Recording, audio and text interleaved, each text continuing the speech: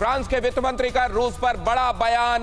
France ने रूस के सेंट्रल बैंक के सभी खाते फ्रीज किए गए।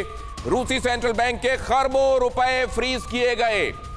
और ये बढ़ते सैंक्शंस अब धीरे धीरे जो पहले रूस को लेकर हिचक दिखाई दे रही थी, वो हिचक के बैरियर अब टूटते जा रहे हैं जैसे जैसे थ्रेट सामने और गहराती जा रही है। लेकिन जरा ये देखिए कि जमीन पर गिरने के बाद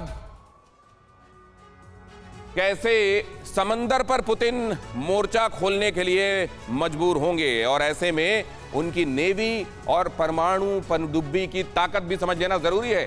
रूस की यासिन क्लास सबमरीन की जानकारियां दिल दहलाने वाली हैं। यासिन क्लास सबमरीन इस समय TV9 भारतवर्ष के स्टूडियो पर, हाईटेक स्टूडियो में आप देख रहे हैं। ये nuclear submarine, nuclear powered cruise missile इसमें होती है। ये वैसी सबमरीन, इसे रूस के मलाखित मरीन इंजीनियरिंग ब्यूरो ने डिजाइन किया है। यासिन क्लास सबमरीन की कीमत $1 बिलियन से $2 बिलियन के बीच है। ब्लू बैटल ग्राउंड का यह चैंपियन एंटी शिप और एंटी सबमरीन मिसाइल से भी लैस होता है। P-800 submarine launch ballistic missile, Kalibr family की submarine launch ballistic missile, 3M14K missile के अलावा इस सबमरीन में हाइपरसोनिक मिसाइल ज़िरकॉन भी फिट की जा सकती है। सिर्फ इतना ही नहीं, यासिन क्लास सबमरीन दुनिया की ऐसी पहली सबमरीन है जो चौथी पीढ़ी के न्यूक्लियर रिएक्टर से लैस है। और रूस से इस वक्त की एक और अहम खबर आपको दिखाने के बाद मेहमानों के पास वापस। रूस ने परमाणु मिसाइलों से लैस बॉम्बर एक्टिव किए, परमाणु मिसाइलों से लैस वॉरशिप सबमरीन भी एक्टिव। मतलब उसने सारे ब्लिंकर्स अपने ऑन कर दिए हैं। और ऐसे में क्या पूरी दुनिया को अब ये डर ज्यादा गहराता जा रहा है। मैं यही समझना चाहता हूं दीपक बोरा सर कि अगर पिस्तौल चलने वाली नहीं है तो दुनिया डर क्यों रही है?